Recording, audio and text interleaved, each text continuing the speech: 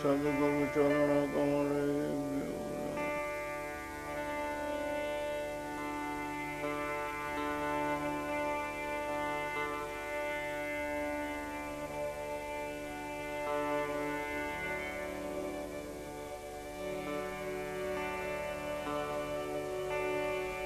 श्री राम राम रघुनंदन राम राम श्री राम राम भरताग्रज राम राम श्री राम राम रणकर्कश राम राम श्री राम राम शरणं भव राम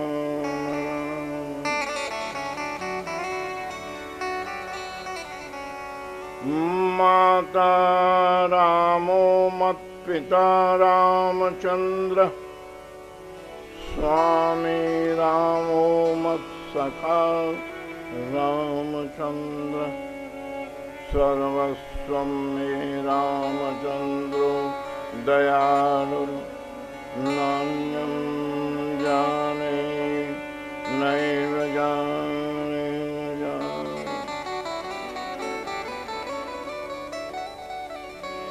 अतुलितवदधामं हेमशैलावदेहं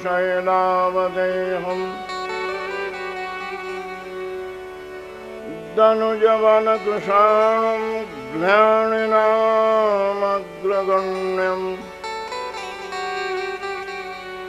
सकलगुणनिधानं वानराणामधीशं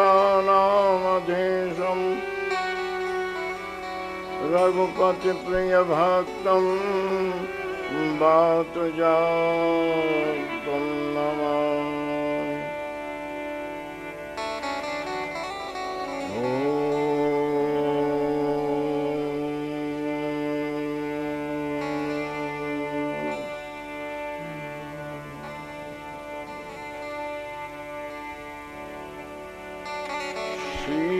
गुरुचरण सरोज रज निज मन मुकुर सुधारि वरणो रघुवर विमल यश जोदायक फलचारि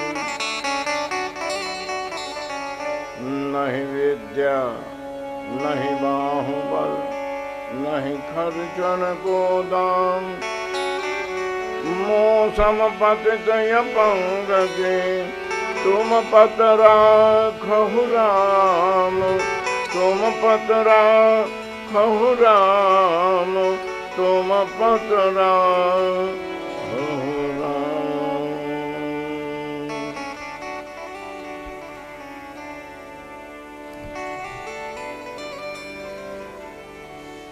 श्री राम जय राम जय जय राम राम जय राम जय जय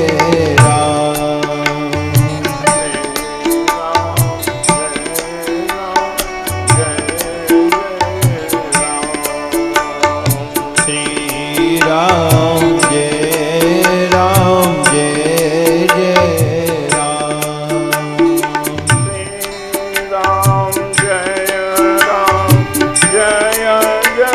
राम जय राम जय जय राम श्री राम जय राम जय जय राम श्री राम जय राम जय जय राम श्री राम जय राम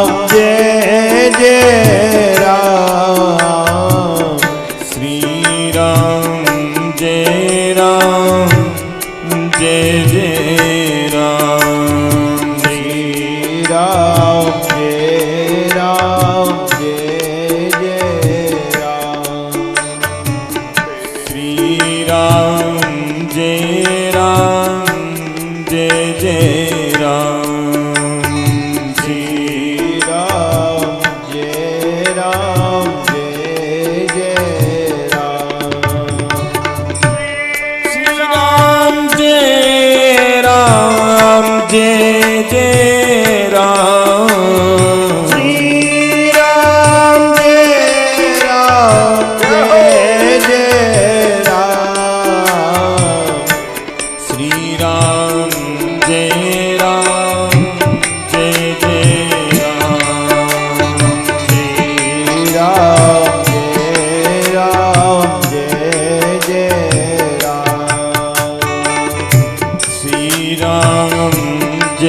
राम जय जय राम श्री राम जय राम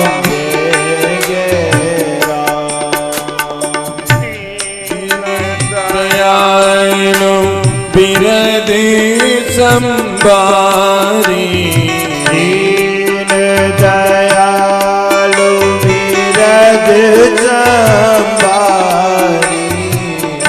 हरहु नाथ ममे संकट भारी हरहु नाथ मम संकट भारी श्री राम जय राम जय जय राम श्री राम जय राम जय जय राम जय राम जय जय राम श्री राम जय राम जय जय राम श्री राम जय राम जय जय राम श्री राम जय राम जय जय राम श्री राम जय राम जय जय राम श्री राम जय राम जय जय राम श्री राम जय राम जय जय राम श्री राम जय राम जय जय राम श्री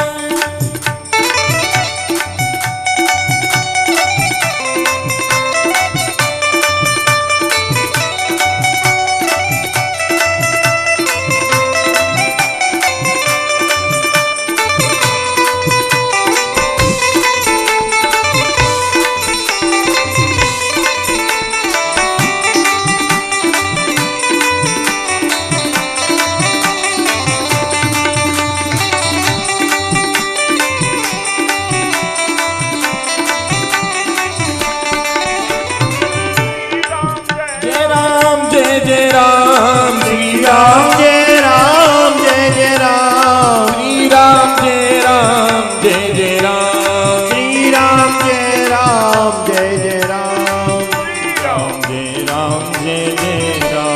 श्री राम जय राम जय जय राम श्री राम जय राम जय जय राम श्री राम जय राम जय जय राम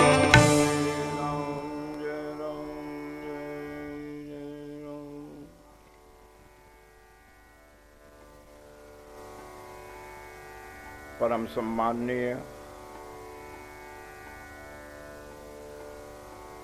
श्री राम कथा गंगा में पिछले 3 दिनों से स्नान करके अपने मानव जीवन का फल प्राप्त करते हुए आपने जो रामचरित का लाभ लिया है, आज जैसा कि आपने अभी सुना है 9 दिवसीय श्री राम कथा का आज 4th दिवस है।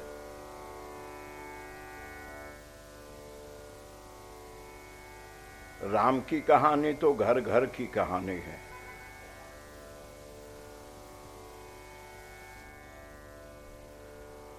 जो कुछ उलटफेर अयोध्या में राम के परिवार में हुआ, प्रायः व्यवहार की दुर्बलता के कारण वही सब कुछ बार बार हमारे घरों में दोहराया जाता है। हम ये हजारों हजारों वर्ष पुरानी श्री सीताराम की कहानी लेकर आपके सामने इसीलिए उपस्थित होते हैं कि मनुष्य एक ऐसा अद्भुत प्राणी है जो मनुष्य शरीर में आकर के भी मनुष्य नहीं बन पाता है। शेर, हाथी, ऊंट, गधे, कुत्ते ये जिस शरीर में जाते हैं उस शरीर के पूर्ण रूप से स्वाभाविक हो जाते हैं। कुत्ते की योनि में आते ही कुत्तापन सिखाना नहीं पड़ता है, सर्प की योनि में आते ही डसना सिखाना नहीं पड़ता है। पशु अपने गुण धर्म से युक्त होते हैं, वो प्रकृति के अधीन है, किंतु ये मानव शरीर, वो स्वामी तुलसीदास जी महाराज कहते हैं, ये अन्य सभी शरीरों से भिन्न है। क्यों? इसलिए कि हम इसमें कुछ कर सकते हैं। अन्य जितने शरीर हैं उसमें हम केवल अपने पूर्व के किए हुए कर्मों को भोग सकते हैं, वो भोग शरीर है। लेकिन साधन शरीर, तुलसीदास जी कहते हैं कि मानव शरीर क्या है? बोले साधन धाम मोक्ष कर द्वारा। यही शरीर है जिसके माध्यम से या तो हम अपने को मुक्त कर सकते हैं या नहीं तो फिर 84 में गोते लगा सकते हैं।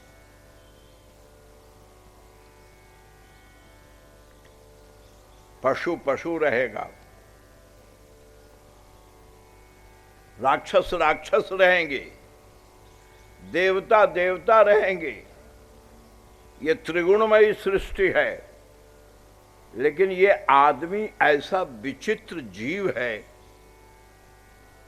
राक्षस देवताओं के ट्रैक पर नहीं चल सकते, वो देवता नहीं हो सकते,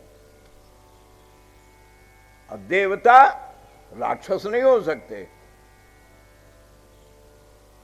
लेकिन ये आदमी एक ऐसा विचित्र जीव है कि ये नर तो मुश्किल से बन पाता है, अगर कुसंग मिल जाए तो नर से नर पशु बन जाता है। और नर पशु ही नहीं, नर से नर पशु और नर पशु से नर पिशाच भी बन जाता है। और अगर इसे सत्संग मिल जाए तो ये नर से नरोत्तम भी बन जाता है और नरोत्तम से नारायण भी बन जाता है। आदमी 2 सीढ़ियां ऊपर चढ़ भी सकता है और आदमी 2 सीढ़ियां नीचे उतर भी सकता है। वो नर से नर पशु, नर पशु से नर पिशाच हो सकता है, और नर से नरोत्तम और नरोत्तम से नारायण तक हो सकता है।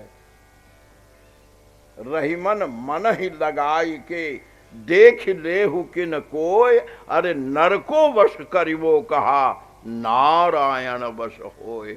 ये आदमी में इतनी ताकत है कि भगवान तो जीवों को प्रारब्धवश धरती पर भेजते हैं, लेकिन नर यानी मनुष्य अपने प्रेम के बल पर भगवान को बैकुंठ से नीचे उतार लेता है, प्रभु को नीचे उतार देता है। तोते के पढ़ावन में गणिका ने बांध लिया कुंजर ने प्रेम के पुकारन में, मुट्ठी भर चावल में सुदामा ने बांध लिया, कुब्जा ने चंदन और फूलन के हारन में, माखन के चाखन में गोपियों ने बांध लिया, छछिया भर छाछ पे नाचे ब्रजनारों में, और भिलनी ने बांध लिया जूठे कूठे वेरों में, और द्रौपदी ने बांध लिया कच्चे 4 धागों में। यह इंसान चाहे तो भगवान को धरती पर उतार सकता है, भगवान बन सकता है, या चाहे तो शैतान भी बन सकता है। ये तो संग की बात है। आप प्रसंग सुन रहे हैं कि सद्गुणवती मां के कई सारे सद्गुणों की खान थी। अपने बेटे भरत से कहीं अधिक राम को प्यार करती हैं। जब मंथरा आकर उन्हें राम के विरुद्ध कुछ समझाना चाहती है तो कैकेयी का उत्तर यही होता है, क्या कि मंथरा तुझे तो पता नहीं पर मैं जानती हूं, क्या राम कौशल्यासम सब महतारी। राम जितनी माताएं हैं सबको अपनी जन्म देने वाली कौशल्या माँ की तरह ही, सबको माँ की तरह ही सम्मान देते हैं। यानी मंथरा कहती है आपको भी कौशल्या के बराबर ही आदर। बोले नहीं नहीं, सबको तो कौशल्या के समान आदर देते हैं, लेकिन राम मुझे तो कौशल्या से भी बढ़कर मुंह पर करें स्नेह विसेखी, कौशल्या से भी बढ़कर राम मुझे प्यार करते हैं। आपको कैसे पता? बोले मैं करी प्रीति परीक्षा देखी। मैंने राम के प्रेम की, ये पुराणों की कहानी है, मैं उधर उलझ गया तो कथा और फैल जाएगी। बस इतना समझे कि कैकेयी कहती है मैंने राम के प्यार की, कि कहीं ये दिखावटी प्यार तो मुझसे नहीं करता है। तो मैंने कई बार राम की परीक्षा ले करके देखी है। मुंह पर करहीं स्नेह विसेखी, मैं करी प्रीति परीक्षा देखी। मैंने राम के प्रेम की परीक्षा करके देख लिया है। मंथरा हंस के कहती है एक बात कहूं क्या, अगर कोई विद्यार्थी पिछली बार फर्स्ट डिवीजन पास हुआ तो क्या यह गारंटी है कि अब की भी फर्स्ट डिवीजन पास होगा? फेल नहीं हो सकता है क्या? पेपर बिगड़ जाए तो फेल भी तो हो सकता है। आपकी परीक्षा में राम पहले पास हुए ये कोई जरूरी तो नहीं।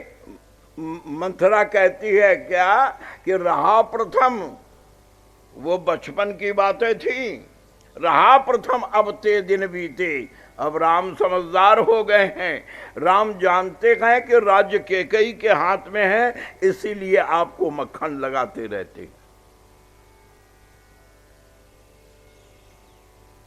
प्यारे प्रभु प्रेमियों, और सौतिया डाह का जब ज्वाला मंथरा ने आंच लगाई है तो आपने कल सुना है कि सौतेले बेटे में तो कैकेयी के दिल दिमाग में कोई फर्क नहीं था, लेकिन सौत तो सौत। जब मंथरा ने कहा तुमसे छिपाकर 14 दिनों से कौशल्या अपने बेटे के राज तिलक की तैयारी कर रही है, कैकेयी आवेश में आ गई। बोले 14 दिनों से? हाँ, एक एक दिन के बदले एक एक वर्ष रुलाऊंगी। मेरा बेटा 12 साल से परदेश में पड़ा हुआ है, घर में किसी को कोई फिक्र नहीं, तो अब कौशल्या का बेटा जब 14 साल को जंगल जाएगा तब लोगों को पता चलेगा कि पुत्र के वियोग का दर्द क्या होता है। और प्यारे प्रभु प्रेमियों, कैकेयी कोप भवन पहुंची, आप सुन चुके हैं। महाराजा दशरथ आए, उन्होंने बहुत अनुनय विनय किया, लेकिन आज चूंकि कुसंग के कारण कैकेयी का मस्तिष्क विकृत था, महाराज से कैकेयी कहती है मैं तुमसे एक बात पूछती हूँ। बोले क्या? मुझसे तुमने विवाह नहीं किया था क्या? मैं तुम्हारी विवाहिता पत्नी नहीं हूं क्या? मुझे किसी मेले में खरीद कर लाए हो? आने हो मोल बिसाई की मोई, बिसाई माने कहीं से उठा कर ले आए हो, या तुम मुझे किसी बाजार से खरीद कर लाए हो? मैं तुम्हारी अर्धांगिनी नहीं हूं। ये हक की लड़ाई है। राम और भरत से कैकेयी को कोई लेना देना नहीं है, ये तो उसके अहम को ठेस पहुंची है। और वो कहती है भरत की राउर पूतन होई, आने हो मोल बिसाई की मोही। क्या तुम कहीं से मुझे खरीद कर ले आए? मैं कोई बाजारू औरत हूं? मैं तुम्हारी अर्धांगिनी हूं, तुमने मेरे साथ छल किया है। दशरथ ने कहा तेरे साथ? हाँ। क्या भरत तुम्हारा बेटा नहीं? 12 साल से परदेश में मेरा बेटा पड़ा है, लेकिन तुम्हारे कान पर ज्यों तक नहीं रेंग रही है। और एक बेटे की अभी केवल बाहर जाने की बात हो रही है, अभी गया नहीं है। अभी केवल जाने की बात हो रही है और तुम्हारी ये हालत हो रही है, मैं नहीं जीऊंगा, मैं नहीं जीऊंगा, मैं नहीं जीऊंगा। गोस्वामी जी महाराज कहते हैं कैकेयी के इन शब्दों को सुनकर के महाराज दशरथ ने, एक बहनों, बेटियों, भाइयों, बड़े ध्यान से सुनना, महाराज कहते हैं कैकेयी से, कैकेयी ये आज तुझे क्या हो गया? प्रिया बचन कस कहति कुभांति। पत्नी को पति के साथ इस तरह व्यवहार नहीं करना चाहिए। क्या मतलब? ध्यान दो, गोस्वामी जी कहते हैं कि दशरथ कहते हैं कैकेयी से कि प्रिया बचन कस कहसि कुभांति भीरु। आज तो तू डरपोक की तरह बात कर रही है। तेरी जैसी वीर और साहसी स्त्री के मुख से ऐसे ओछे शब्द अच्छे नहीं लगते। भीरु प्रतीत प्रीति करिहाति। ध्यान दीजिए, दशरथ कहते हैं पति और पत्नी के बीच केवल दो ही बातों का तो पुण्य होता है। अगर ये दोनों बातें टूट जाएं तो फिर पति पत्नी के रिश्ते में कुछ नहीं रह जाता है। वो क्या? प्रतीति और प्रीति, यानी आपस में प्रीति और प्रतीति माने भरोसा, एक दूसरे पर भरोसा। लेकिन आज तो तूने भरोसा भी छोड़ दिया। अपने पति से बात करने का ये ढंग है? जिस ढंग से तू बात कर रही है, तू कहती है भरत मेरा बेटा नहीं। सुन, ध्यान दो, महाराज कहते हैं कि मोरे भरत राम दुई आँखी। भरत और राम मेरे लिए तो मेरे दोनों आंख हैं। ध्यान दीजिए, दशरथ हाथ नहीं कहते हैं कि दोनों मेरे हाथ हैं, नहीं। क्यों? हाथ में फर्क होता है। अगर किसी को कहा जाए कि दोनों में से एक हाथ कटवाना ही पड़ेगा, बोलो दायां कटवाते हो या बायां, तो कहेगा यार बायां काट दो, दाएं से तो सारे काम करता हूं।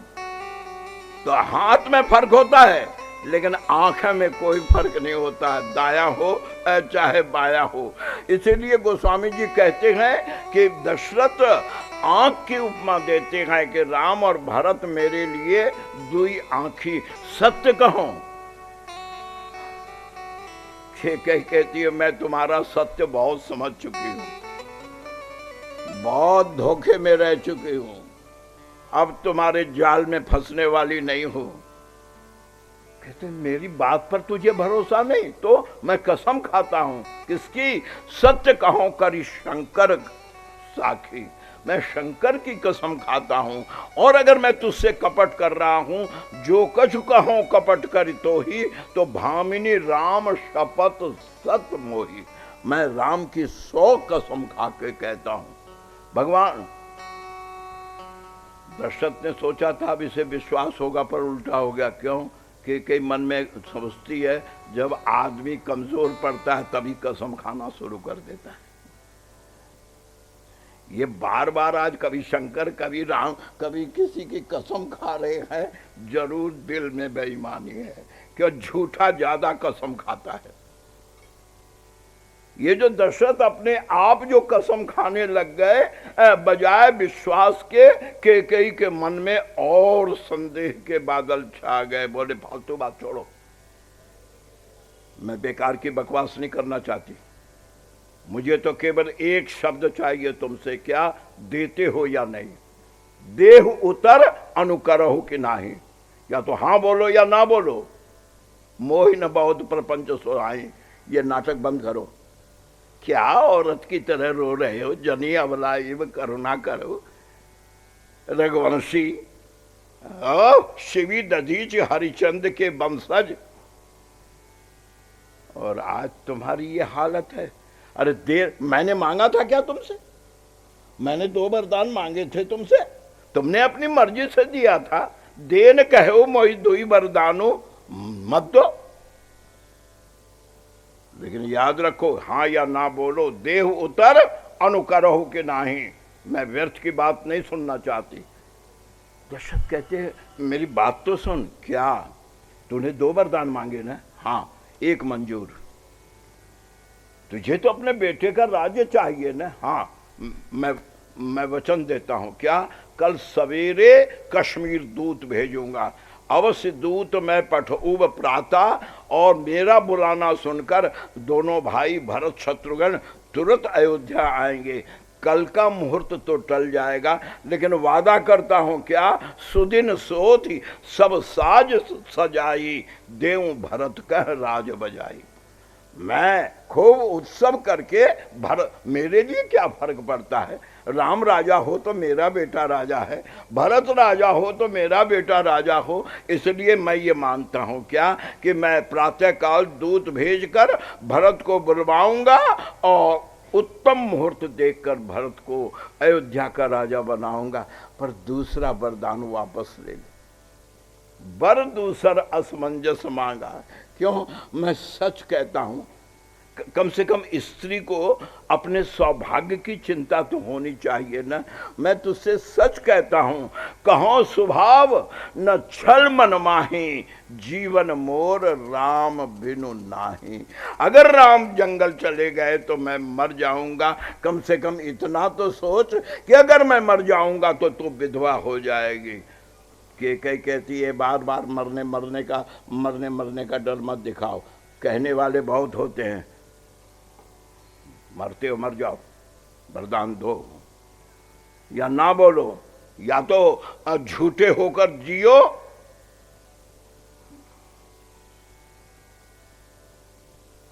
महाराज समझ गए। क्या? जान व्याधि असाध इंद्र प्रभु।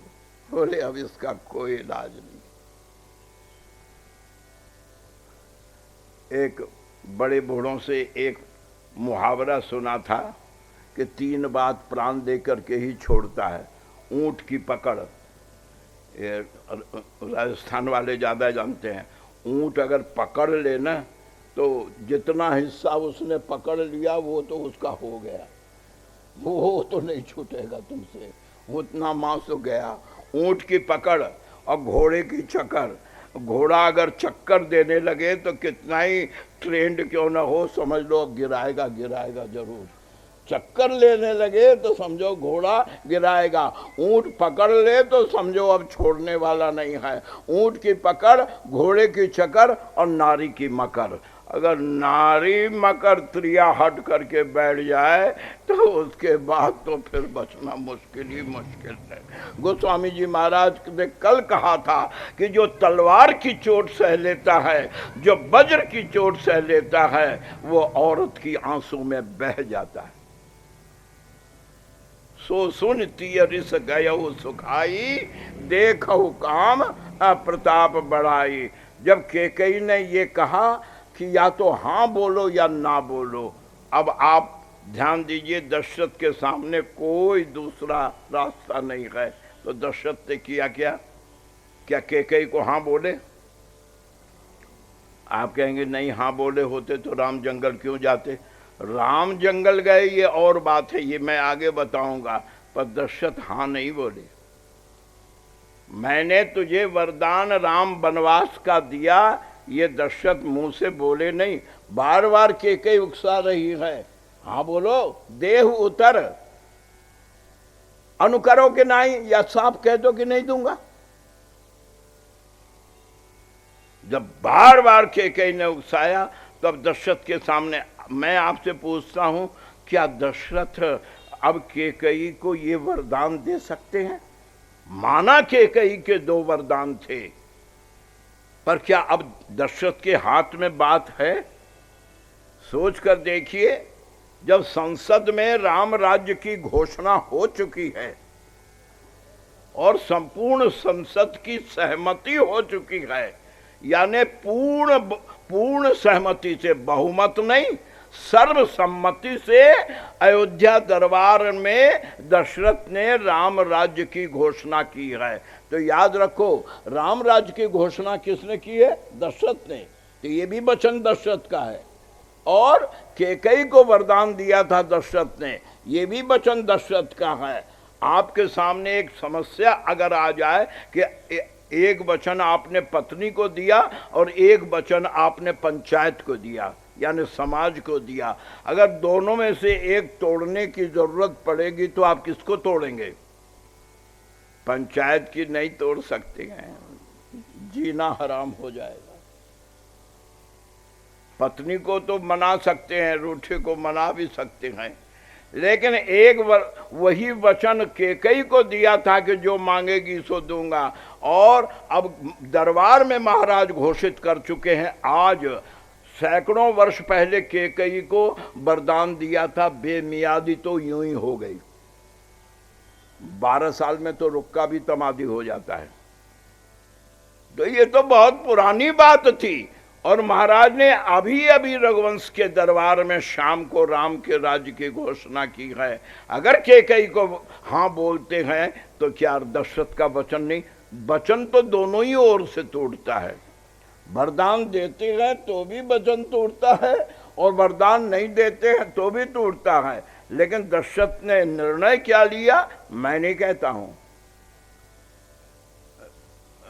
पता नहीं क्यों विद्वानों ने इन बातों पर ध्यान नहीं दिया। लोग कहते हैं राम जी भी जंगल में कोई पूछता तो कहते मैं पिता की आज्ञा से जंगल आया हूं, पर गलत। पिता ने जंगल जाने के लिए राम को वचन, कैकेयी को वचन दिया ही नहीं। क्यों? जब कैकेयी ने यह कहा कि हाँ बोलो या ना बोलो, रामायण देखिए दशरथ का उत्तर क्या है। कैकेयी से दशरथ कहते हैं अगर ये बात है कि तू मुझसे अंतिम फैसला सुनना चाहती है, अंतिम निर्णय सुनना चाहती है तो सुन, मेरा निर्णय ये है। क्या? कि अब तो ही नीक लाग कर सोई, अब तेरी मर्जी आवे सो तू कर, पर मेरी आंखों से दूर हो जा, मेरा तेरा कोई नाता नहीं। ये दशरथ के शब्द हैं, मानस में देखिए।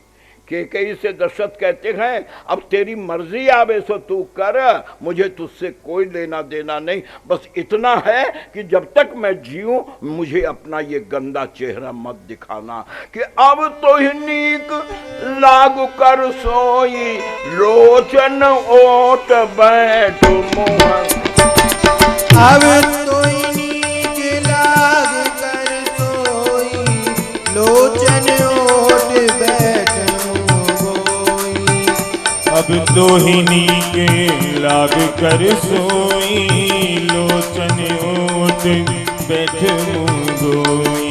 अब तो ही नीक लाग कर सोई, लोचन ओट बैठ गोई। जब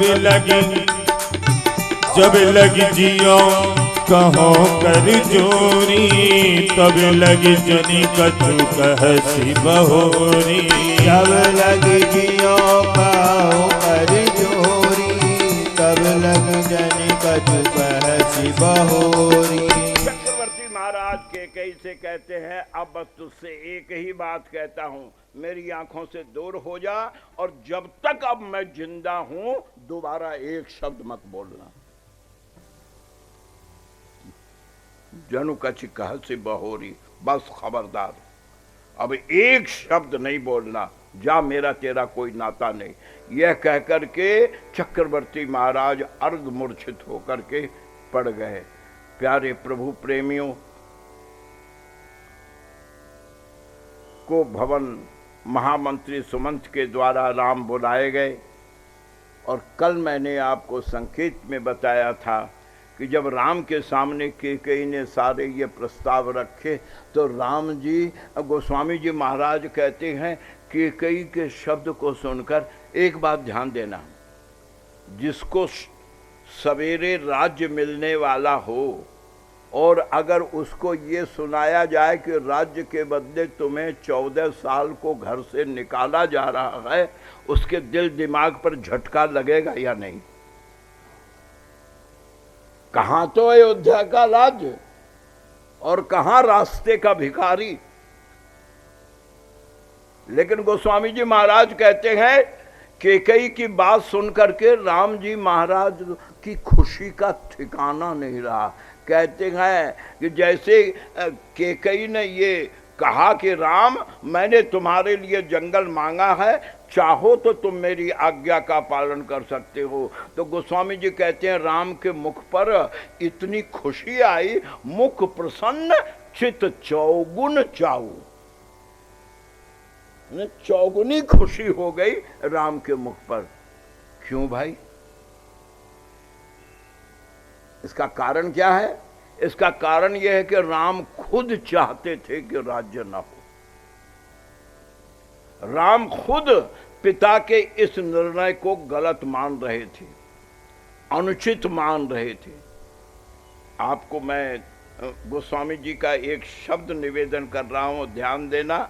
राम जी को जब वशिष्ठ गुरुदेव ने यह सूचना दी कि राजा ने तुम्हारे लिए राज्य की तैयारी की है, कल तुम्हें युवराज बनाया जाएगा, हे राम आज रात्रि भर तुम संयम से, संयम माने मंदिर में बैठ करके स्मरण करो, जिससे कि राज्य तुम संचालन करने में शक्य और समर्थ हो सको। राम करो सब संयम आजू।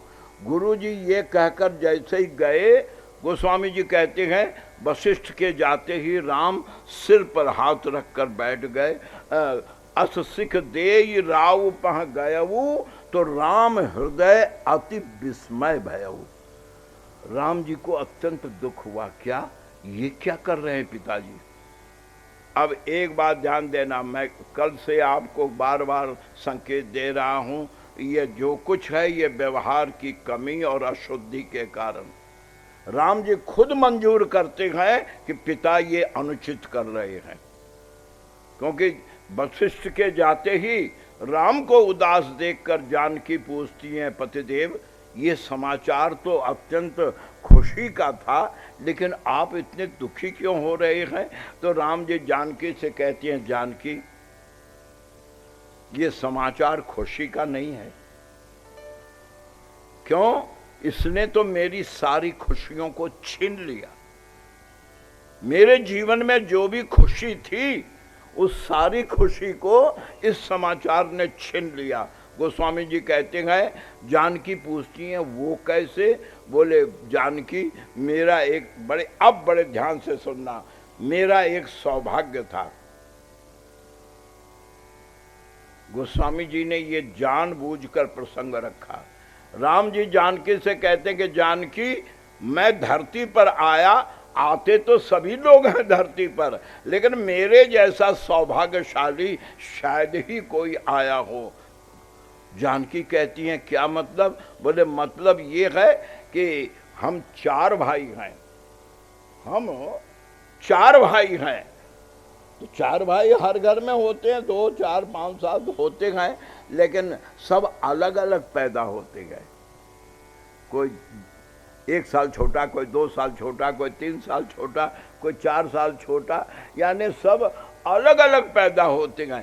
मेरी पहली खुशकिस्मती तो ये है क्या कि जन्मे एक संग सब भाई। हम चारों भाइयों ने एक साथ एक घर में एक परिवार में जन्म लिया और चारों का बचपन साथ बीता। हम चारों साथ खेले, हम चारों भोजन शयन केली लड़काई, बचपना हमारा साथ साथ बीता। यहाँ तक कि कर्ण वेद उपवीत जनेऊ भी साथ साथ हुआ। और कहाँ तक कहूँ जानकी, क्या जो किसी का नहीं होता वो भी मेरा हुआ कि चारों भाइयों का विवाह भी एक ही मंडप में हुआ। जन्मे एक संग सब भाई, भोजन शयन केली लड़काई, कर्ण वेद उपवीत विवाह, संग संग सब भयउ उछाह। लेकिन जानकी आज पिताजी एक ये अनुचित कर रहे हैं। विमल, देखो अनुचित शब्द है कि विमल वंश यह अनुचित एक। आज इस सूर्य वंश में पिताजी मेरे मोह में पड़कर मेरी ममता में पड़ करके ये अनुचित कदम उठा रहे हैं। जानकी ने कहा, क्या आपको राज देना गलत है? बोले नहीं, मुझे राज देना तो गलत नहीं है, तो जिस परिस्थिति में दिया जा रहा है वो परिस्थिति गलत है। क्या मतलब?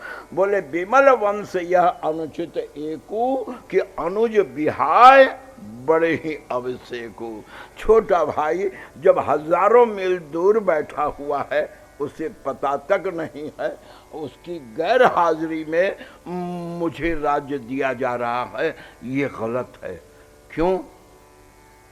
आगे ये शिक्षा मिल सकती है, लोग रामायण से ये शिक्षा ले सकते हैं। क्या कि अगर छोटा भाई गैर हाजिर हो तो उसकी गैर हाजिरी का फायदा उठा करके बड़ा भाई सब कुछ अपने नाम करवा दे, ये बड़ा गलत होगा। विमल वंश या अनुचित एको अनुज विहाय बड़े ही अभिषेको। जानकी कहती हैं, जब आप इसे अनुचित मानते हैं तो अभी तो रात बीच में है। पिताजी से जाकर कहिए कि पिताजी आप ये अनुचित कर रहे हैं, अपने निर्णय पर विचार कीजिए, अनुचित कर रहे हैं। राम हंस के कहते, जानकी अगर पुत्र धर्म पालन करना इतना आसान होता तो कोई भी पालन कर लेता। क्या मतलब? जहां मैं जानता हूं कि पिताजी अनुचित कर रहे हैं, वहां शास्त्र की आज्ञा है। क्या? तुलसीदास जी लिखते हैं कि पुत्र अनुचित उचित विचार तजी जे पालहि पितु बैन। पिता की आज्ञा होने पर पुत्र को अनुचित और उचित विचार करने का कोई अधिकार नहीं है। अनुचित उचित विचार तजी जे पालहि पितु बैन ते भाजन सुख सुजस के बसहि अमर पति ऐन। अंत में वह स्वर्ग का भी अधिकारी होता है जो पिता की आज्ञा में अगर मगर लेकिन परंतु नहीं करता है। तो अगर मैं पिता से जाकर कहूं कि पिताजी आप ये अनुचित कर रहे हैं, तो मेरा पुत्र धर्म तो यूं ही खत्म हो जाएगा। जानकी ने कहा, आप कहेंगे नहीं तो फिर पिताजी तो जो कर रहे हैं वही होगा। बोले नहीं जानकी, जब हम कोई समस्या का हल ना कर सकें, भगवान राम मनुष्यों को शिक्षा देते हैं, कहते हैं अगर तुम कोई समस्या का हल ना कर सको तो उसको गलत छेड़खानी करके और मत बिगाड़ो, तो उसे समय पर छोड़ दो, उसे भगवान पर छोड़ दो। मंगलमय भगवान जो करेंगे वो कल्याण ही करेंगे। अतः जानकी मैं अब तो समय पर छोड़ देता हूं कि देखें समय क्या रंग दिखाता है। लेकिन सवेरे जब केकई ने बुलाकर कहा कि राज्य नहीं, तुम्हें 14 वर्षों को जंगल जाना है, तो भगवान राम मन में सोचते हैं कि मुझे पिता से कहना भी नहीं पड़ा और लॉटरी खुल गई, यानी जो मैं चाहता था वही बात हो गई। तो राम जी महाराज प्रसन्नता पूर्वक मन में खुश होकर चौगुन चाऊ केकई से कहते हैं, क्या मैं अभी तुरंत कौशल्या से मिलकर आता हूं और आपको प्रणाम करके अभी तुरंत जाऊंगा। अगर मैं जंगल न जाऊं तो मुझसे बढ़कर मूर्ख कौन होगा जो आते हुए मौके का भी मैं लाभ न उठा सकूं। यह केकई से कहकर दशरथ को धैर्य देकर भगवान राम कौशल्या के महल में पहुंचे। अम्बा कौशल्या आज उनकी खुशी का ठिकाना नहीं, आनंद का पारावार नहीं। प्रातः काल से ही मंगल गीत चल रहा है, याचक लोग आ रहे हैं, कौशल्या दोनों हाथ से लुटा रही है, आज मेरा बेटा राजा बनेगा, आज मेरा बेटा रघुवंश का उत्तराधिकारी बनेगा, आज मेरा बेटा राजा राम कहलाएगा। इस खुशी में कौशल्या मगन थी। प्यारे प्रभु प्रेमियों, गोस्वामी जी कहते हैं कि भगवान राम कौशल्या के महल में आए।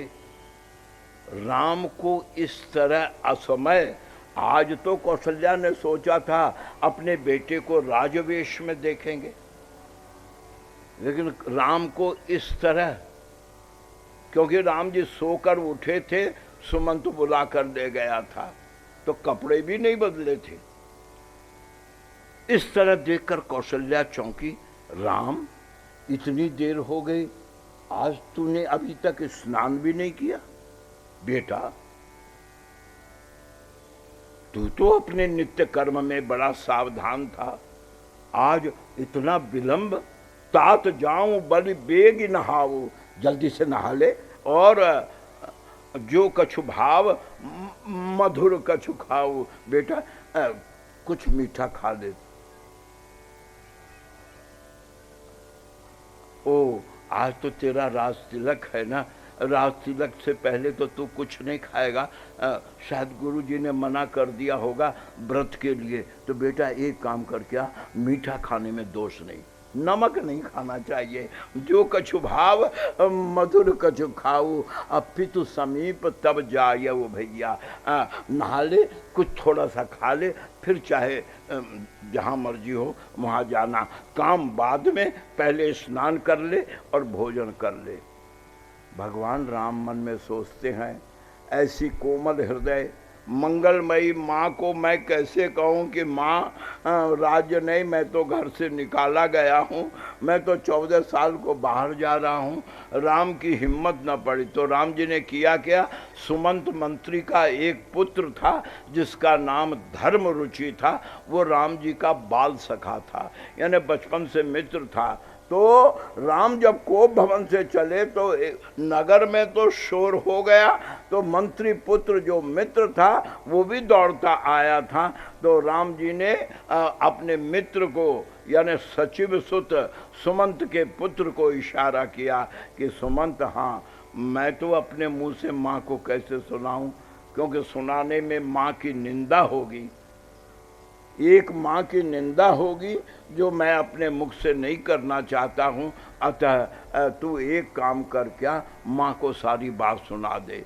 तुलसीदास लिखते हैं, निरख राम रुख सचिव सुत कारण कहे वो सुनाए। मंत्री के पुत्र ने कौशल्या को अब तक राम के न नहाने का, मुंह भी नहीं धोया है अभी तक, इसका कारण सब कुछ विस्तार से बताया।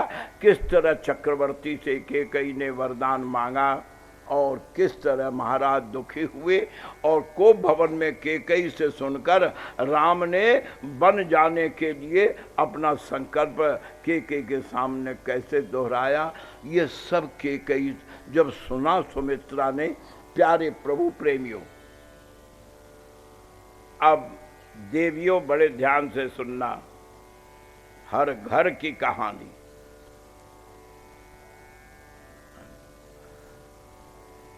सब सुन करके कौशल्या की स्थिति क्या हुई?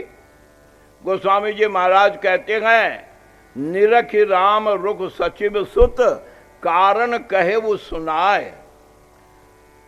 मंत्री पुत्र ने कौशल्या को वो सारे कारण बता दिए जिस कारण राम अभी तक स्नान भी न कर सके हैं। कोप भवन की सारी घटना सुन करके कौशल्या की हालत क्या हुई? गोस्वामी जी कहते हैं, सुनि प्रसंग रही मूक जिमी। जैसे गूंगा बहरा हो, कौशल्या किंग कर्तव्य विमूढ़, कि ये क्या हुआ, ये क्या हुआ। गोस्वामी जी यहां उपमा देते हैं क्या कि कौशल्या की हालत क्या हो गई?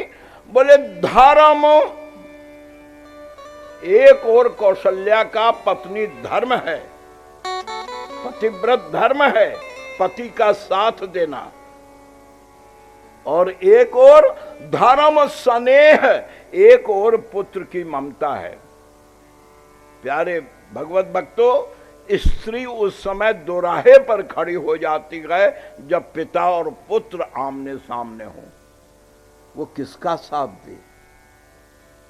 एक सौभाग्य है और एक कलेजे का टुकड़ा है, किसका साथ दे? गोस्वामी जी कहते, कौशल्या सोचती हैं, अगर मैं पति की हाँ में हाँ मिलाती हूं तो पति धर्म तो रहता है, लेकिन पुत्र के स्नेह पर कुठारा घात होता है, और अगर मैं पुत्र का पक्ष लेकर के पति से लड़ती हूं तो मेरा पतिव्रत धर्म नष्ट हो जाएगा। गोस्वामी जी महाराज उपमा देते हैं क्या कि धर्म सनी उभय मति घेरी, भाई भाई गति साप चुचंदर केरी। धर्म सने उभय मति घेरी, भई गति साप चुचंदर केरी। राखौ सुतई करौ अनुरोधु, धर्म जाई अरु बंद विरोधु। राखौ सुतई करौ अनुरोधु, धर्म जाई अरु बंधु विरोधु। कौशल्या मन में सोचती है, अगर मैं अपनी आज्ञा से राम को रोकती हूं, जैसा कि वाल्मीकि रामायण में कौशल्या ने किया। बाबूजी हाँ अब ठीक हो।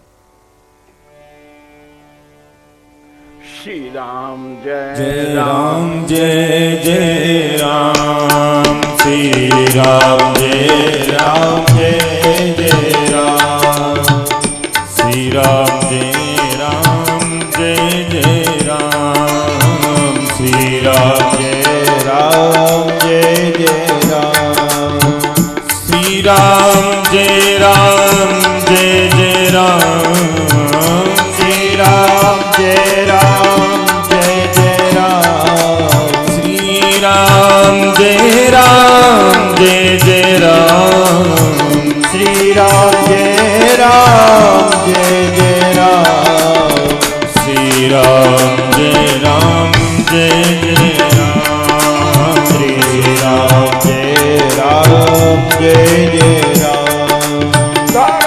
सनैया भय मत घेरी, धर्म कन्हैया उभय मति घेरी, भई गति साप चुचुंदर केरी।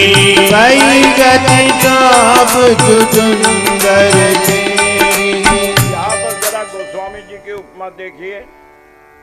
गोस्वामी जी उपमा देखते हैं, सांप अगर छुछुंदर को पकड़ दे, छुछुंदर जानते हैं ना, चूहे की तरह का एक जीव होता है, बड़ी गंध होती है उसमें, वो घर में कभी कभी छुछुंदर निकल पड़ते हैं। उसकी बात क्या है, चूहे के धोखे में सांप अगर उसको पकड़ लेता है तो सांप कठिनाई में पड़ जाता है। क्यों? उसमें गंध इतनी है कि अगर सांप उसे खाने की कोशिश करे तो मर जाए गंध से, क्योंकि सर्प पैहारी है। सांप हवा पे ही जीता है। ये जो कहते हैं दूध पीता है, ये सब बेकार की बातें हैं। वो पैहारी कहलाता, वो केवल हवा पर जीवित रहता है। हवा में अगर जरा भी गंध हो, आप कितना ही भयंकर सांप हो, 10 बूंद फिनाइल फेंक दीजिए उस पर, देखिए वहीं खत्म हो जाएगा। तो कहते हैं गंध के कारण सांप छुछुंदर को निगल नहीं सकता, और अगर छोड़ दे तो अंधा हो जाए। क्यों? जैसे सांप छुछुंदर को छोड़ता है कि छुछुंदर लघु शंका यानी पेशाब कर देता है, जो सांप की आंख में पड़ता है और सांप अंधा हो जाता है। तो उपाय क्या है? अगर छोड़ दे तो अंधा हो जाए और खा ले तो मर जाए। गोस्वामी जी कहते हैं कौशल्या की यही हालत है। अगर राम को जंगल जाने के लिए कहती है तो जीवन नहीं रहता, राम विरह में कैसे जीवित रहें, और अगर खाने की कोशिश करें तो गंध इतना है कि पच जाए। अब करे तो क्या करे? वाल्मीकि रामायण में तो कौशल्या ने राम से साफ कह दिया है, क्या कि राम अगर तुम मेरी सौत के कहने से मुझे इस तरह छोड़ करके अयोध्या में बेसहारा अगर तू जंगल जाएगा तो बेटा मैं प्राणों का बलिदान कर दूंगी, मैं मर जाऊंगी और मातृ हत्या का पाप लगेगा। लेकिन तुलसीदास ने इसे संभाला, बोले नहीं, ऐसी कौशल्या समाज को नहीं चाहिए। समाज को कैसी कौशल्या चाहिए? जरा ध्यान दो। गोस्वामी जी ने वाल्मीकि का मत भी रख लिया, लेकिन अपना मत भी कह दिया। पहले कौशल्या कहते हैं बेटा अगर पिता ने कहा है, जैसा कि तू ये कह रहा है कि पिता दीन मोई कानन राजू, अगर पिता ने कहा है तो मेरी आज्ञा है कि तुम मत जाओ। जो केवल पितु आय सुताता तो जन जाहू, क्यों? माता का दर्जा पिता से 10 गुना अधिक होता है। महाराज मनु कहते हैं मां का स्थान पिता से 10 गुना अधिक होता है। इसलिए अगर पिता कहते हैं जाओ तो मैं अपनी आज्ञा से रोकती हूं कि तो जन जाहू, जान बड़ी माता। लेकिन अगर जैसा मंत्री पुत्र ने कहा है कि केकई के कहने से महाराज कह रहे हैं, तो जो पितु मां तो कहे बन जाना। अगर माता पिता दोनों की आज्ञा है तो बेटा क्या फर्क पड़ता है, क्या अपनी क्या सौतेली। बल्कि यहाँ तक कहा गया कि पिता से 10 गुना माँ का दर्जा और माँ से 10 गुना बढ़ करके सौतेली माँ का दर्जा होता है। अपनी माँ का सम्मान करना कोई बड़ी बात नहीं। पुत्र तो वो है जो सौतेली माँ को अपनी सगी माँ से भी बढ़ करके सम्मान दे। 10 गुना अधिक सौतेली माँ की स्थिति होती है। तो अगर माता पिता दोनों ने कहा है तब तो फिर जंगल ही तेरे लिए 100 अयोध्या के समान है। और प्यारे प्रभु प्रेमियों, कौशल्या कहती हैं कि तू अगर ये कहे कि माँ अगर मेरा वियोग तू बर्दाश्त न कर सकती है तो मेरे साथ चल। हाँ, कभी कभी श्रद्धा ममत्व में आकर के पुत्र ये निर्णय ले लेता है क्या ठीक है, मुझे घर से निकाला जा रहा है ना, और अगर तुझे ये लगता है कि मेरे बिना तुझे यहाँ कठिनाई होगी, परेशानी होगी, तो एक काम कर, क्या चल तू मेरे साथ, छोड़ दे पिताजी को, चल मेरे साथ। कौशल्या कहती नहीं रे, ये नहीं होगा। बोले क्यों? कि अगर मैं तेरे साथ जाने को तैयार हो जाऊं तो दुनिया को तो बाद में, पहले तुझे ही ये शक होगा कि मेरी माता ईमानदार नहीं है, मेरी माता सही ने क्यों, जो सुत कहो संग मोहि लेहू। अगर मैं ये कहूं कि चल मुझे अपने साथ ले चल तो तुम्हारे हृदय होए संदेह हो, क्यों? अच्छी स्त्री अपने पति को छोड़कर चाहे वो कोई क्यों न हो, भ्राता पिता पुत्र हितकारी मित प्रद, चाहे पुत्र हो पिता हो भाई हो कोई भी हो, अमित दान भरता वैदेही। अतः अगर मैं ये कहूँ कि तुम मुझे भी साथ लेते चलो तो दुनिया को तो बाद में, पहले तुझे ही शक होगा कि मेरी माँ कहीं पतिव्रता तो नहीं है, कहीं ये अच्छाई से मुंह तो नहीं इसने मोड़ दिया, पति का साथ छोड़ना चाहती है, वो स्त्री कैसी। इसलिए मैं तेरे साथ जा तो नहीं सकती, पर आशीर्वाद देती हूँ क्या कि अब तक मैं माँ थी, दशरथ पिता थे, अब जंगल में वन देवी वन देव उदारा, वन देव ही तेरे पिता होंगे, वन देवी ही तेरी माता होगी। जाहु सुखे न बन ही बनी जाहु, बेटा जाओ करियनाथपुर परिजन गाहु। कौशल्या की सहमति मिलते ही भगवान राम जैसे पलटना चाहते थे कि अचानक एक घटना घट गई। क्या? समाचार ते ही समय सुनी सिय उठी अकुलाए। अब यहाँ पर बहुत ध्यान से व्यवहार देखना। जानकी को समाचार मिला कि अरे कहाँ का राज्य, पति तो जा रहे हैं, 14 वर्ष घर से निकाले गए और वो जा रहे हैं, माँ से विदा ले चुके। जानकी घबराती हुई भागती हुई आई, समाचार थे ही समय सुनी सिय उठी अकुलाए, और आई। बस आज में और जानकी में फर्क क्या है? जानकी आकर राम से कुछ नहीं बोलती है, बहुत ध्यान देना, राम जी से कुछ नहीं कहती हैं। अगर आज होता तो आते, क्यों, कहाँ जा रहे हो, मुझे किस पर छोड़े जा रहे हो, क्या मेरा ब्याह ईंट चूने पत्थर से हुआ था? नहीं। गोस्वामी जी शिक्षा देते हैं कि सास बैठी है, पति से क्यों कहे?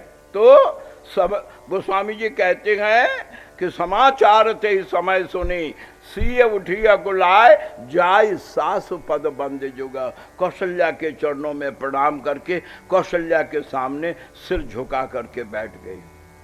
कौशल्या ने जैसे जानकी को देखा, अब जाते हुए राम से कहते हैं, बेटा एक मिनट, इसके लिए क्या कह रहा है? अगर ये यहां रह जाए तो मुझे तो बहुत सहारा मिलेगा। तेरे वियोग में इसको देखकर मैं धैर्य धारण करूंगी, पर बेटा इसकी मर्जी भी तो जान लेनी चाहिए ना। इसके लिए तेरा क्या कहना है? अब भगवान राम मन में सोचते हैं, मैं मां से कहूं, फिर मां जानकी से कहे, कहीं शब्दों में उलटफेर हो जाए और जानकी में कोई गलतफहमी ना हो जाए कि मेरे साथ धोखेबाजी हो रही है।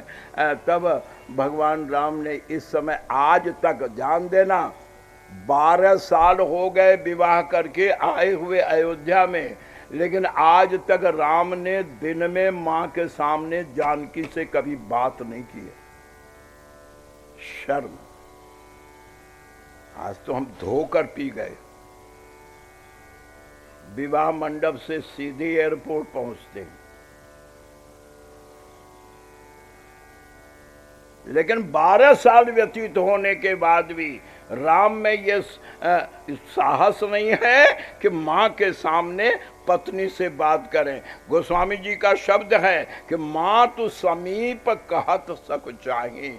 माता के सामने जानकी से सीधी बात करने में राम को थोड़ा संकोच हो रहा है, लेकिन आज परिस्थिति है तो ध्यान देना। जानकी से राम जी कहते हैं, प्रिया नहीं बोले,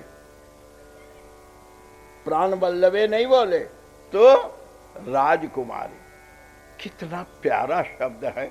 गोस्वामी जी कहते हैं, भगवान राम जानकी से कहते हैं कि राजकुमारी,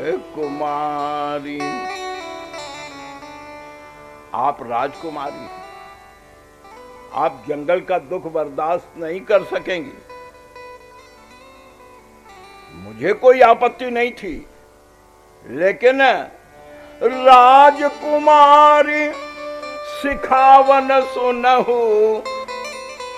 मेरी एक बात सुन लो, क्या जंगल में पहाड़ी पानी स्वास्थ्य को जर्जर कर देता है।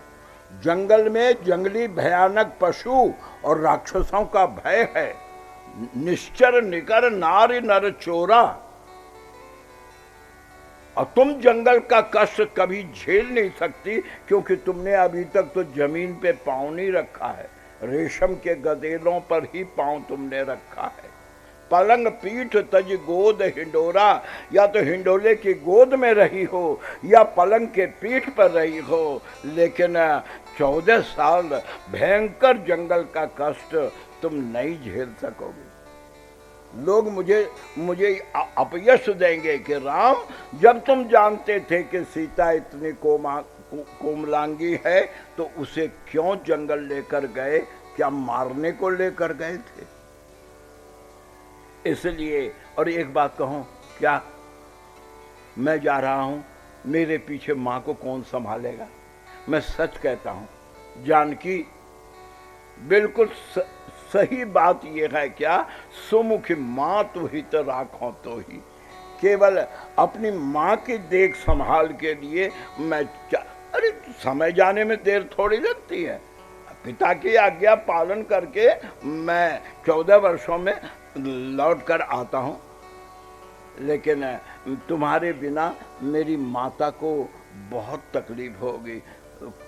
सच कहता हूं, सुमुखी मां तो हित राखो तो ही, और तुम जंगल का कष्ट नहीं सह सकोगी। क्यों? राजकुमारी, तुम राजकुमारी हो।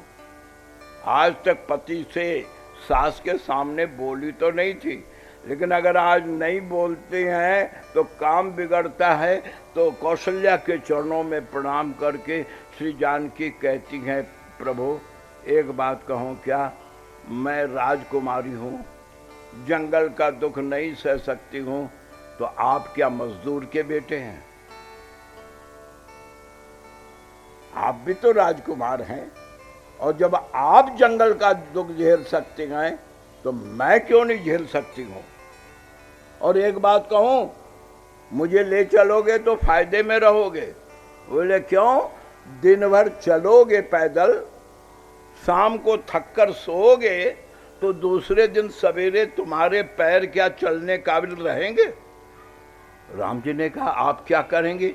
बोले दिन भर तो आपके पीछे चलूंगी, लेकिन शाम को जिस पेड़ के नीचे आप आराम करेंगे, लेटेंगे, मैं सोऊंगी नहीं। तो सममहि तृण तरु पल्लव डासी, वृक्ष के कोमल पत्तों को बिछाकर आपकी शैया तैयार करूंगी, और जब आप लेट जाएंगे तो रात भर पाय पलोटे, रात भर आपके पैरों को सहलाकर उसमें इतनी ताजगी भर दूंगी कि अगले दिन पैदल यात्रा आप कर सकें।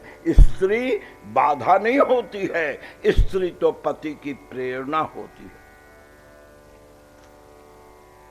उन्होंने कहा अच्छा, हाँ, यानी दिन भर मेरे साथ चलेंगी भी आप, और रात को जब मैं सो जाऊंगा तो रात भर पाँव सहलाती रहेंगी, यानी रात को भी नहीं सोएंगी? हाँ।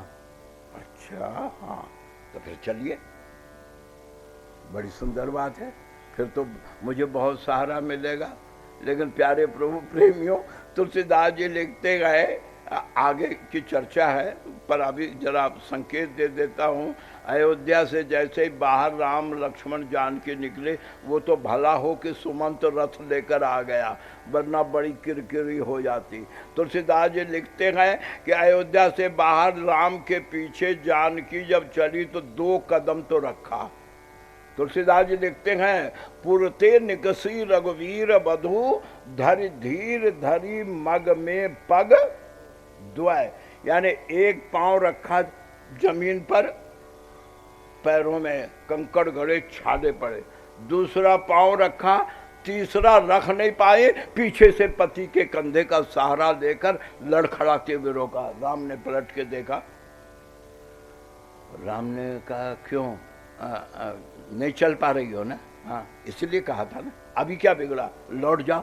जानकी कहते नहीं नहीं नहीं नहीं नहीं, मैं थकी थोड़ी हूँ, तो मैंने तो आपको इसलिए रोका है। क्या आपने कहा था जंगल जाकर कुटी बनाएंगे, तो अब जंगल तो आ गए, कुटी कहाँ बनाओगे? प्रभु कहते हे राम, अभी तो श्री गणेश भी नहीं किया है। जानकी की ये हालत देखकर रघुनाथ की आंखों में जल छा गए। वशिष्ठ के द्वार पर खड़े होकर प्रभु सोचते हैं, इनको लेकर मैं जंगल के कटीले पथरीले मार्ग पर चलूंगा तो कैसे चलूंगा? लेकिन भाइयों, अच्छे लोगों को ऊपर से मदद मिलती है। राम अभी वशिष्ठ गुरुदेव के द्वार पर खड़े ही थे कि इतने में एक घटना घटी।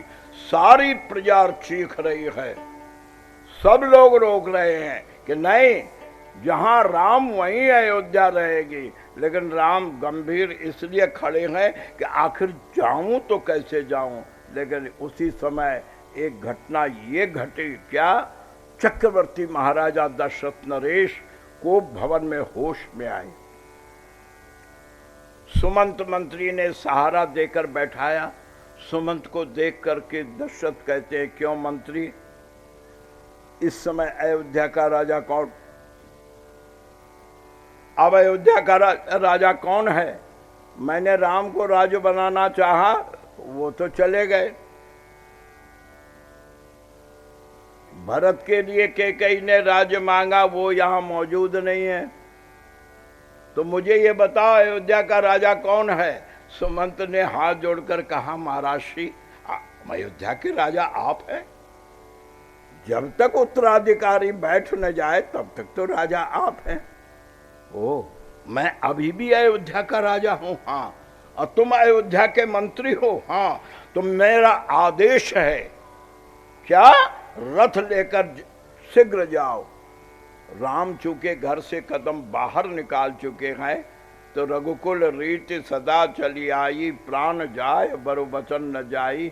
अब वो तुरंत तो नहीं लौटेंगे, तो एक काम करना, क्या तुम रथ लेकर जाओ, मैं आज्ञा देता हूं कि 4 दिन जंगल में घुमाकर, कि हो गया बात रह गई, 4 दिन जंगल में घुमाकर गंगा स्नान कराकर, गंगा पार नहीं होने देना।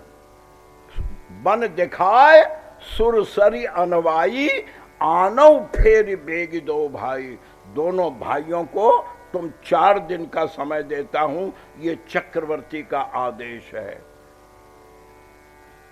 सुमंत ने कहा, महाराज आपके आदेश का पालन करूंगा, मैं राज आज्ञा देकर राम को लौटने के लिए मजबूर करूंगा, लेकिन इसके कारण वचन भंग का दोष आप पर आएगा, आपको नरक हो सकता है, दुनिया में आयश हो सकता है।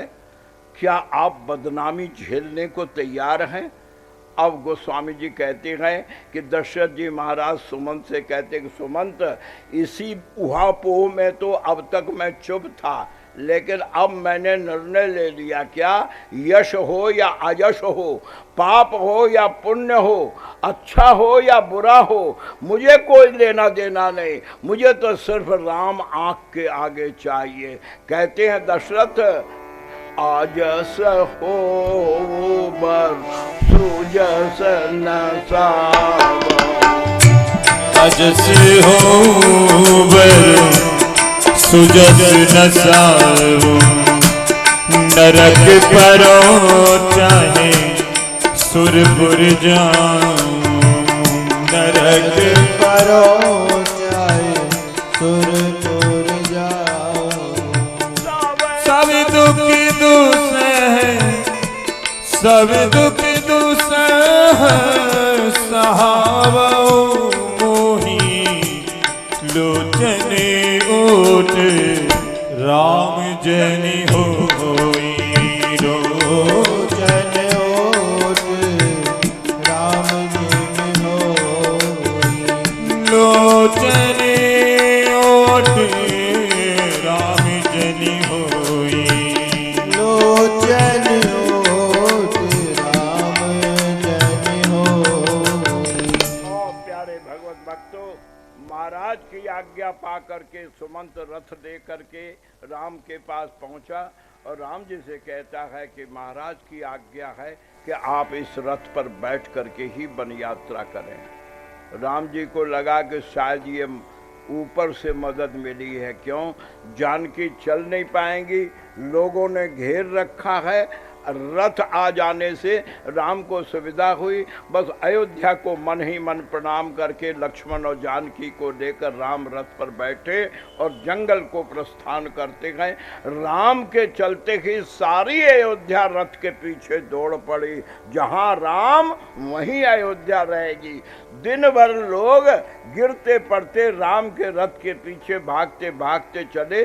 शाम को भगवान राम ने अयोध्या से चल करके तमसा नदी के किनारे शाम को रथ रुकवाया और एक पेड़ के नीचे विश्राम करते गए।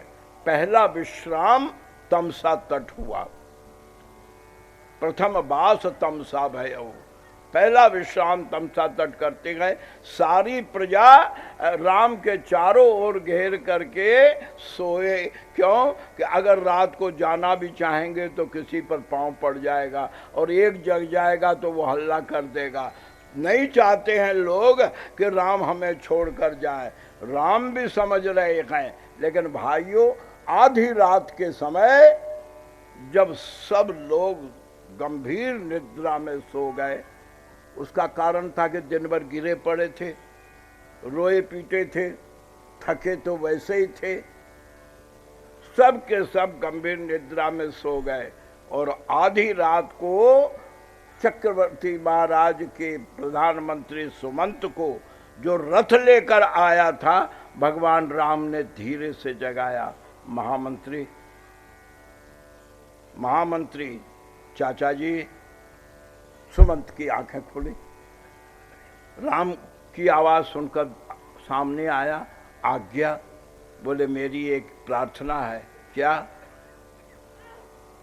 अगर प्रातःकाल हो गया तो मैं फिर आगे बढ़ना मेरे लिए कठिनाई होगी। एक काम आप करें, क्या? अभी रथ तैयार करें और मुझे अभी यहाँ से लेकर इतनी दूर चले जाए कि इन लोगों को मेरा तो क्या, रथ का भी निशान इनको ना मिलने पावे। सुनते ही सुमंत रो करके बच्चे की तरह बिलख कर बोला कि प्रभु आप तो दीन दयालु हैं, इन गरीबों को, इस प्रजा को जो आपके प्रेम में जंगल में पड़े हैं, इनको सोता छोड़कर जाना क्या उचित होगा? प्रभु कहते हाँ, इसलिए कि इनकी भावना गलत है।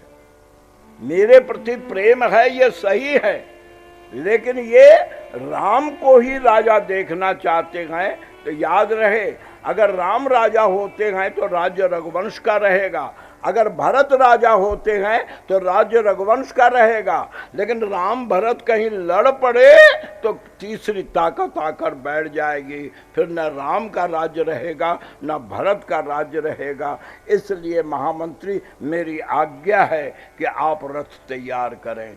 अब मंत्री लाचार हुआ और राम का इशारा समझ करके, प्यारे भाइयों, ये जो रथ था और इसमें जो घोड़े थे, ये भगवान राम को मिथिला में दहेज में मिले थे। ये इनके अपने घोड़े थे। इन घोड़ों में करामात ये थी कि जे जल चलहि थलहि की नाई, यानी ये केवल जमीन पर नहीं चलते थे घोड़े, तो जल थल नभ तीनों में इनकी गति होती थी। अगर जंगल से रथ जाता तो प्रजा को निशान मिल जाता, लेकिन गोस्वामी जी कहते हैं यहाँ मंत्री ने किया क्या? राम लखन सिय यान चढ़ी।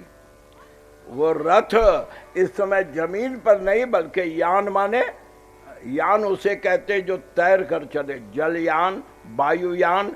ये तो ये रथ अब यान के रूप में परिवर्तित हो गया और भगवान राम लक्ष्मण जानकी को लेकर सुमंत रात में ही चला।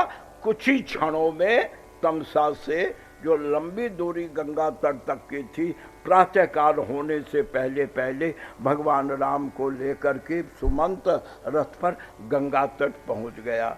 गंगा की धारा देखकर भगवान राम रथ से कूदे, माँ गंगा को प्रणाम करते हैं, पवित्र जल पी करके जानकी और लक्ष्मण को गंगा के धरती पर आने की कथा सुनाते हैं, जो मिथिला जाते समय वशिष्ठ विश्वामित्र गुरुदेव ने राम को सुनाया था। प्यारे प्रभु प्रेमियों, यहाँ का राजा निषाद जब उसने सुना कि रघुवंशी राजकुमार जंगल आए हैं, उसने सोचा शिकार को आए होंगे, तो भेंट ले ले करके सब भागते आए। पर निषाद राज को देखकर अपने बचपन का मित्र समझ करके भगवान राम ने आगे बढ़ करके उस निषाद को हृदय लगा करके गंगा की लहरों की कसम खा करके ये प्रण किया कि निषाद, दुख के समय तुम मेरे सामने आकर खड़े हुए, सेवा अर्पित की है, आज से तुम मेरे मित्र हुए। राम सखा निषाद को अपने सखा का दर्जा देकर रात्रि में भगवान राम गंगा तट विश्राम करते हैं जानकी के साथ। और लक्ष्मण जो राम की सेवा में कभी सोते नहीं थे, प्यारे भगवत भक्तों, लक्ष्मण जी जग कर भाई और भाभी के पहरे में तत्पर थे। गुह निषाद राज जब राम को जमीन पर सोया देखकर दुख प्रकट करने लगा, तो लक्ष्मण जी ने निषाद को यहाँ समझाया कि ये राजकुमार नहीं है, ये साक्षात ब्रह्म है, जो धरती की रक्षा करने के लिए मानव लीला करने को धरती पर आए हैं। सुन करके निषाद का मोह दूर हुआ, प्रकृति की रात्रि भी समाप्त हुई, सवेरा हुआ। और सवेरा होने पर राम जी ने बट का दूध मंगाकर गंगा किनारे बैठ करके अपने बालों में लगाकर जटा बनाने वन यात्रा का व्रत प्रारंभ किया। जैसे बालों में दूध लगाकर जटा बनाने लगे कि सुमंत घबराया कि अगर जटा बना ली तब तो कभी नहीं लौटेंगे। दौड़कर सुमंत ने राम का हाथ पकड़ा, बोले प्रभु नहीं नहीं, महाराज की आज्ञा है कि आप 4 दिन के बाद गंगा नहाकर अयोध्या वापस लौट पड़े। भगवान राम कहते हैं, महामंत्री आपने विलंब कर दिया, अब तो मैं जटा बना चुका, और जब मैंने जटा बना ली, सन्यासी हो गया, तो अब पिता अथवा राजा की आज्ञा का मेरे लिए कोई अर्थ नहीं होता। सन्यासी का न कोई पिता है और न सन्यासी शासन के अधिकार में रहता है। सन्यासी तो स्वतंत्र है। सुमंत ने बहुत कोशिश की कि किसी भी तरह राम लौटें, राम न लौटें तो कम से कम जानकी लौटें, लेकिन राम ने तो धर्म का वोट लेकर मना किया। लेकिन जानकी तो कहती है, महामंत्री अगर आप चांद से चांदनी को अलग कर सको, सूर्य से धूप को अलग कर सको और शरीर से छाया को अलग कर सको, तभी सीता राम से अलग होकर अयोध्या लौट सकती है। और भाइयों, उसी समय लक्ष्मण कुछ आवेश में आ गए और लक्ष्मण ने क्रोध में आकर कहा, महामंत्री तुम कहाँ लौटने की बात कर रहे हो? उस राज्य में जहाँ एक स्त्री को खुश करने के लिए पूरे राज्य को रुलाया गया, एक स्त्री को प्रसन्न करने के लिए जब घर से निर्दोष लोगों को निकाल कर बाहर किया गया, ऐसे अन्याय, जैसे ही दशरथ के लिए अन्यायी शब्द लक्ष्मण बोले कि राम जी आंखें लाल करके लक्ष्मण को डांटे, बस लक्ष्मण, पिताजी के विरुद्ध एक शब्द भी मैं सुनना पसंद नहीं करता हूं। उस पुत्र को धिक्कार है जो पिता की निंदा सुन करके चुप रहता है। गोस्वामी जी कहते हैं, पुनि कछु लखन कही कटुबानी, तो प्रभु बरजे बड़ अनुचित जानी। पिता के विरुद्ध लक्ष्मण के विचार सुन करके भगवान राम ने बरजे माने डांट दिया लक्ष्मण को, और सुमंत से कहते हैं, सुमंत तुम्हें मेरे सिर की कसम है, अयोध्या जाकर लक्ष्मण ने जो बचपना किया है ये किसी से चर्चा मत करना कि लक्ष्मण ने पिताजी के लिए ऐसे अपशब्द कहे। सकुचि राम निज शपथ दिवाई, कहवन तात लखन लड़काई। और प्यारे प्रभु प्रेमियों, सुमंत को एक मौका मिल गया। सुमंत कहता, मैं तो नहीं कहूँगा, और अगर किसी और ने कह दिया तो आपको मुझ पे शक होगा कि सुमंत ने मेरी बात टाल दी। तो एक काम कीजिए न, क्या 14 साल अपने साथी रखिए, जिससे आपको शक न हो कि मैं अयोध्या जाकर किसी को लक्ष्मण की नादानी कह दूंगा। साथ लागे जतन तब कीने, बस राम तमक कर उठकर खड़े हुए।